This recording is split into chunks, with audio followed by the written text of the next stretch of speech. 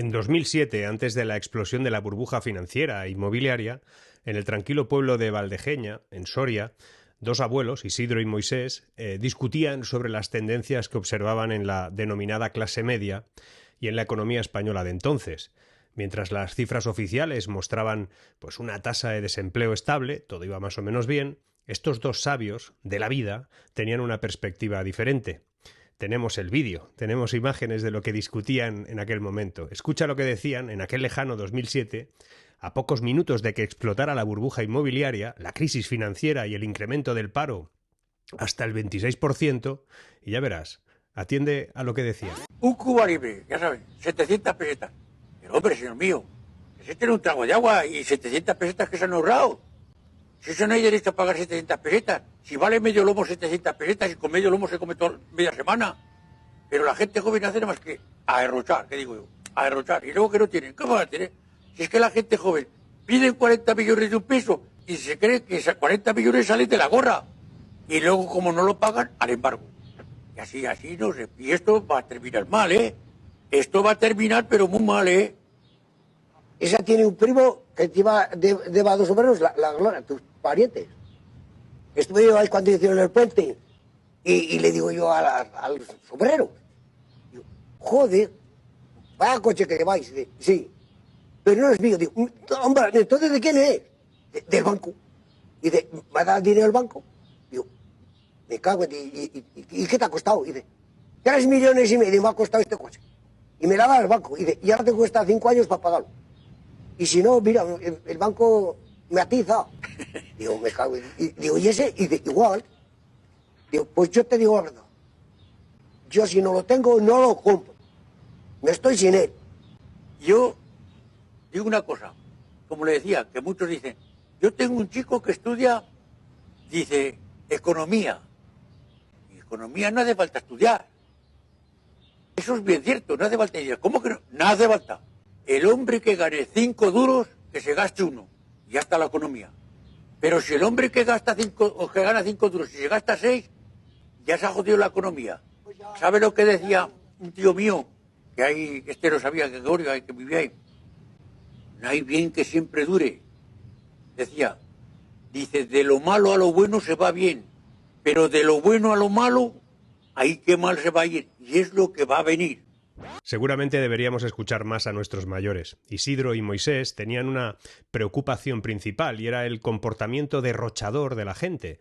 Se preguntaban cómo alguien podía pedir enormes préstamos para comprar pisos y esperar pagarlos sin ningún tipo de consecuencias si cambiaban las cosas, ¿no? Ellos hablaban en pesetas porque era su lenguaje natural y sin saberlo estaban hablando realmente de la clase media. Una clase media menguante. Hablaban sin nombrarlo de la diferencia entre deuda para invertir y deuda para consumir, algo que, por cierto, puedes consultar en este canal en otros contenidos que he subido. Y es que una explosión no limitó la tendencia, que esa tendencia siguiera, la explosión de la burbuja inmobiliaria, por ejemplo, porque en los últimos años, aunque al salir de dos crisis profundas podría parecer que hemos aprendido o mejorado algunos aspectos, como el ratio de deuda privada o el sentido de la inversión en sí misma, que ha cambiado algo, hemos ido engordando una nueva clase social que llamamos pobre asalariado.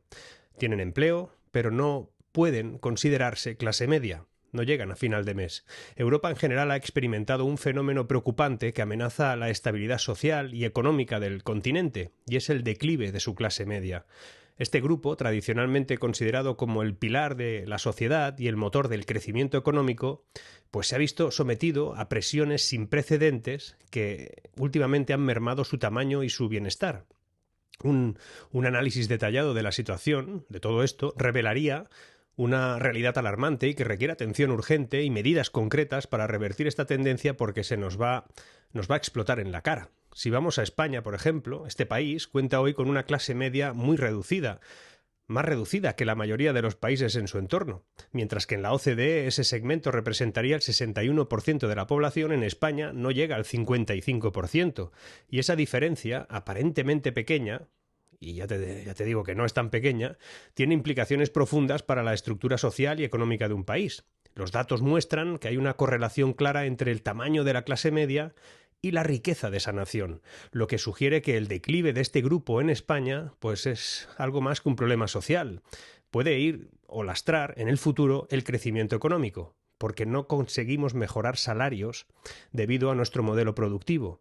La vulnerabilidad económica de la clase media en España lo que ha hecho ha sido aumentar de manera alarmante en los últimos años.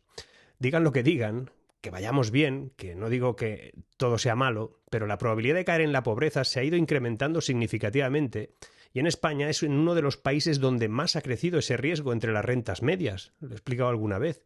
Esta situación lo que lleva es a muchos hogares a adoptar estrategias financieras que a veces son peligrosas. Los datos son preocupantes porque 1 de cada 3 hogares de clase media gasta más de lo que ingresa y un 15% de esas familias tienen un nivel de endeudamiento que es excesivo para su nivel de renta. No conseguimos encajar eso y eso es un problema porque esta fragilidad financiera no solo afecta al bienestar inmediato de las familias, sino que también compromete su capacidad de ahorro, de inversión a largo plazo, incluso pone en juego lo que sería su última etapa, la de las pensiones.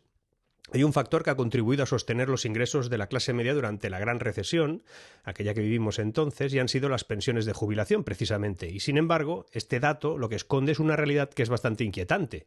La clase media española está envejeciendo rápidamente. La tasa de natalidad entre ese grupo ha disminuido y los niveles de ocupación son insuficientes para garantizar un relevo generacional adecuado. Es que los jóvenes cada vez cobran menos y todo esto está desequilibrado. Esta tendencia demográfica plantea desafíos para sostener el sistema de pensiones, para la vitalidad económica de nuestro país, de Europa en general. El aumento de los costes en sectores clave como la vivienda, la sanidad, la educación, todo eso ha superado el incremento general de los precios, erosionando el poder adquisitivo, que es la clave de la clase media. La inflación es la pérdida de poder adquisitivo y eso es lo que hemos sufrido. Es particularmente preocupante que estos sean sectores que son regulados además, lo que sugiere que las políticas públicas han sido ineficaces, no ahora, de siempre, e incluso contraproducentes en estos ámbitos. La falta de acceso asequible, por ejemplo, a esos servicios esenciales no solo afecta a la calidad de vida de la clase media, sino que también limita sus oportunidades de movilidad social ascendente, es decir, cambiar de clase.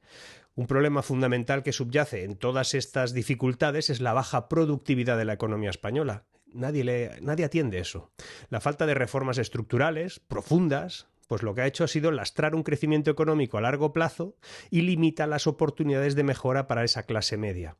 Yo le llamo clase media menguante. Sin un aumento sostenido de la productividad, es imposible imaginar cómo este grupo va a poder recuperar su bienestar y su papel central en la sociedad española. Esas generaciones más jóvenes no tienen acceso.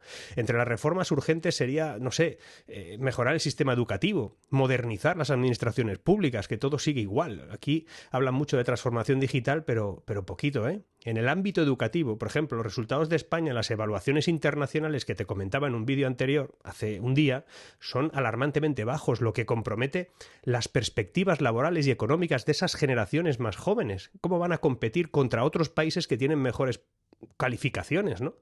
Por otro lado, además, la ineficiencia en el gasto público, que ya tenemos ahí un tema, un sobrecoste enorme que se implementa en políticas de apoyo en todo tipo de cosas que a veces no llegan, fondos, etcétera, pues no apoya a la clase media y no le puede reducir impuestos, porque cada vez exige más la administración.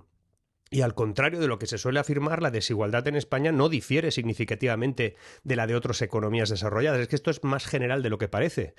Es más, este dato no debe ser motivo de complacencia, el que estemos muy parecido a otros. La estabilidad relativa de los indicadores de desigualdad oculta el hecho de que la clase media se está contrayendo en todas partes, y aquí más, con más personas cayendo hacia los estratos de menores ingresos que ascendiendo a niveles superiores. El problema del encarecimiento de la vivienda es clave en esto. Aunque no es generalizado en todo el país, es cierto, pero hay zonas que es tremendo, afecta a áreas como Madrid, Barcelona, Málaga, Valencia, ya lo sabéis, las islas. En esos mercados que están muy tensionados sería importante implementar otro tipo de políticas, porque las que hasta ahora se han llevado a cabo no funcionan. Tal vez incrementar la oferta, lo que sé que eso a algunos les pone muy nerviosos, ¿no? Todos hablan de controlar precios, pero pocos hablan de una realidad, que es que no hay oferta. La falta de acceso a vivienda asequible también en esas zonas pues limita la movilidad laboral, complica las desigualdades regionales. La reciente crisis inflacionaria que hemos vivido estos años, que todavía no se ha ido del todo, pues golpea con especial dureza a esas rentas medias y a las rentas bajas. La composición de esa cesta de consumo, con un mayor peso de bienes básicos, cuyos precios han aumentado significativamente, pues erosionan el poder adquisitivo de esa clase media que está en franco retroceso.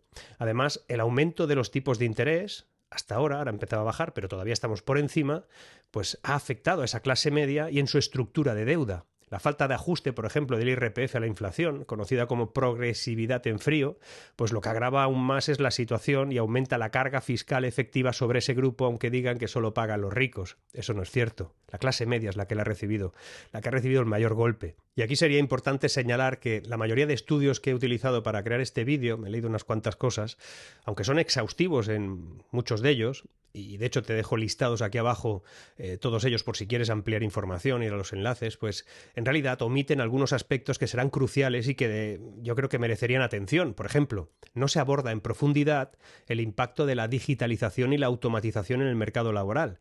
Es algo que amenaza además con eliminar muchos empleos que tradicionalmente han estado asociados a la clase media, a pesar de que si se hiciera bien podría mejorar la productividad precisamente y mejorar los salarios, y no destruir empleos, sino crear algunos nuevos. Nadie está pensando seriamente en esto, ni los que mandan ahora, ni los que mandaron antes, ni los que quieren mandar después. Esto es, yo diría que esa es la verdadera enfermedad, la pasividad, la desidia.